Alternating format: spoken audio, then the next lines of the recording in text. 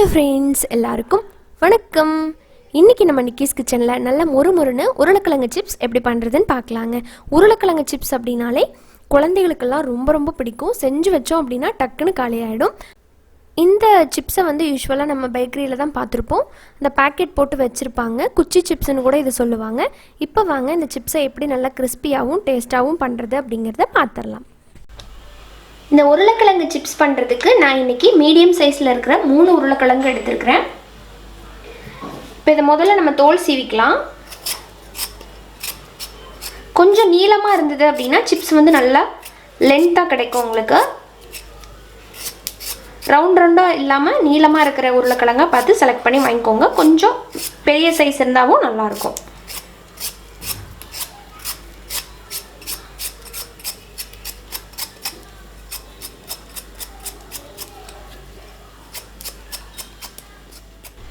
So friends, இப்போ பாருங்கள், நல்லா அதை தோல் சீவினதுக்கப்புறமா லைட்டாக மண் இருக்கும் இல்லைங்களா, அதனால நல்லா வாஷ் பண்ணி எடுத்துட்டேன்.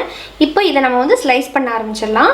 நீங்கள் அந்த காய் திருகிறதுல இருக்கும் இல்லைங்களா, அந்த வாழைக்காய் சிப்ஸ் போடுறதுக்கு, இந்த மாதிரி உருளைக்கிழங்கு சிப்ஸ் போடுறதுக்குலாம் அதில் எல்லாம் திருவிட்டு அதுக்கப்புறம் கட் பண்ணிக்கலாம். பட் நான் அது இல்லாதவங்களுக்காக சொல்கிறேன், என்கிட்டையும் அது இல்லை.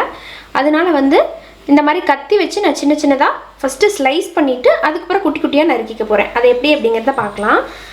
நல்லா சன்னமாக இந்த மாதிரி கட் பண்ணிக்கணும். எந்த அளவுக்கு உங்களால் சன்னமாக முடியுமோ அந்த அளவுக்கு சன்னமாக கட் பண்ணிடுங்க. மேலேருந்து கீழே வரைக்கும் ஈவனாக வரணும். கத்தி வைக்கிறீங்க அப்படின்னா கீழே வரைக்கும் ஈவனாக கட் பண்ணணும். ஸோ இந்த மாதிரி முடிஞ்ச அளவுக்கு சன்னமாக ஃபஸ்ட்டு இதை நம்ம நறுக்கி எடுத்துக்கலாம்.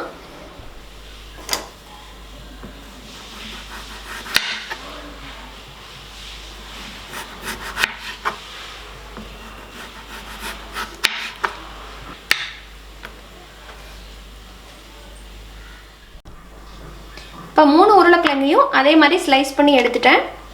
இப்போ அதை நல்லா நீளமாக ஃபிங்கர் சிப்ஸ் மாதிரி கட் பண்ணிக்கலாம்.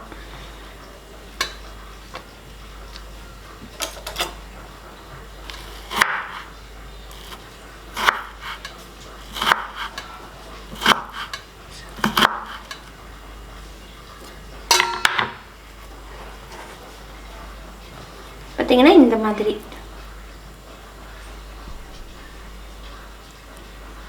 இப்போ இதை கட் பண்ண உடனே நம்ம தண்ணியில் போட்டுடலாம். இப்போ தான் கலர் மாறாமல் இருக்கும்.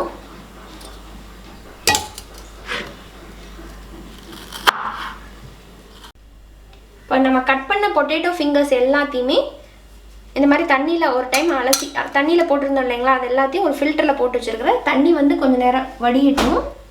இப்போ இந்த மாதிரி ஃபில்டரில் போட்டதுக்கப்புறமா ஒரு 5 நிமிஷத்துக்கு அப்புறம் இந்த மாதிரி ஒரு காட்டன் கிளாத்தில் போட்டிங்கன்னா கொஞ்சம் அந்த ஈரம் இருக்கும் இல்லைங்களா, அது எல்லாத்தையுமே இது நல்லா அப்சர்வ் பண்ணி எடுத்துரும். தண்ணி கொஞ்சம் இருந்தது அப்படின்னா ஆயிலில் போடும்போது வெடிக்கும். அதனால இந்த மாதிரி கம்ப்ளீட்டாக ட்ரை பண்ணிட்டோம்னா நமக்கு வெடிக்காது. பிகினர்ஸுக்கெல்லாம் ரொம்ப ஈஸியாக இருக்கும். ஸோ இந்த மாதிரி பண்ணிவிட்டு இந்த மாதிரி எடுத்துருங்க ஈரத்தையெல்லாம். இப்போ உருளைக்கிழங்கு ட்ரை ஆகிட்டு இருக்கு. அந்த டைமில் இதில் நம்ம சேர்க்க வேண்டிய மசாலா பொடியெல்லாம் மிக்ஸ் பண்ணி வச்சிடலாம். 1.5 டேபிள் ஸ்பூன் அளவுக்கு கார்ன்ஃப்ளவர் எடுத்துருக்கிறேன். நான் எடுத்துருக்கிற உருளைக்கிழங்குக்கு இது போதுமானதாக இருக்கும். நீங்கள் எவ்வளோ எடுக்கிறீங்களோ அதுக்கு தகுந்த மாதிரி கூட குறைய போட்டுக்குங்க. அடுத்ததான் இது கூட 1 டீஸ்பூன் மிளகாய்த்தூள், காரத்தை பொறுத்து சேர்த்துக்கலாம். மிளகாய்த்தூள் வேண்டாம்னு நினச்சிங்கன்னா மிளகுத்தூள் கூட சேர்த்து பண்ணலாம். அப்புறமா ஒரு 1/4 டீஸ்பூன் போல் மஞ்சத்தூள்,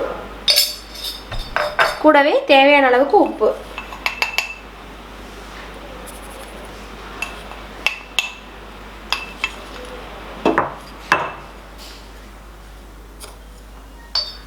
சேர்த்துட்டு இதை ஒரு டைம் மிக்ஸ் பண்ணிடலாம்.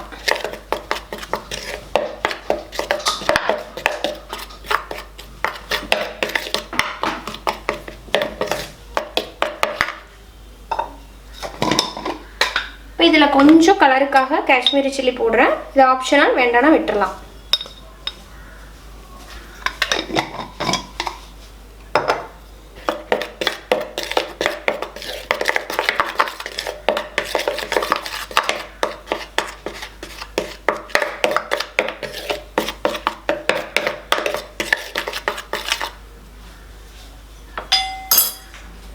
மிக்ஸ் பண்ணதுக்கப்புறமா உருளைக்கிழங்க சேர்த்துடலாம்.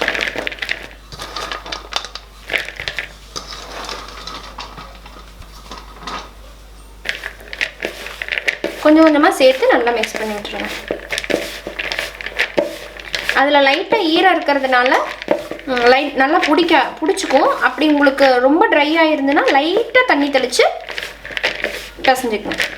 இப்போ இந்த மாதிரி நல்லா மிக்ஸ் பண்ணி எடுத்தாச்சு. இப்போ இதை ஆயிலில் போட்டுடலாம். இப்போ எண்ணெய் சூடாயிடுச்சு, நம்ம உள்ளே சேர்த்துடலாம். ஒரு சைடு நல்லா முருகலாகட்டும்.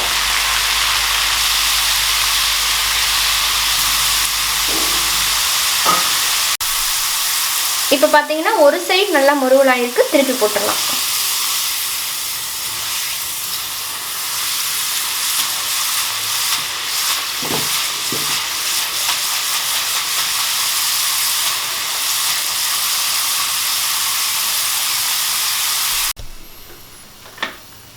இப்போ பாருங்கள் உருளைக்கிழங்கு நல்லா 2 பக்கமும் பொரிஞ்சு வந்திருக்கு. இப்போ இதை வேறு பிளேட்டில் மாற்றிட்டு அடுத்தடுத்தது இதே மாதிரி போட்டு நம்ம பொரிச்சு எடுத்துக்கலாம்.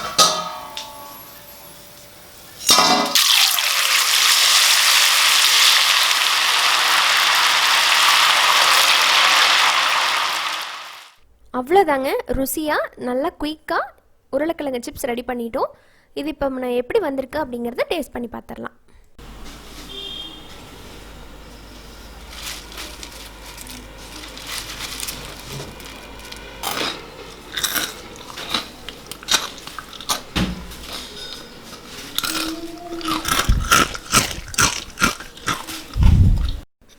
ரொம்ப எளிமையாக நம்ம வீட்டில் நல்லா ஹெல்த்தியாக இந்த உருளைக்கிழங்கு சிப்ஸை நீங்கள் செஞ்சு கொடுக்கலாம் குழந்தைகளுக்கு. கண்ணை மூடிட்டு ட்ரை பண்ணுங்கள், கரெக்டாக வரும்.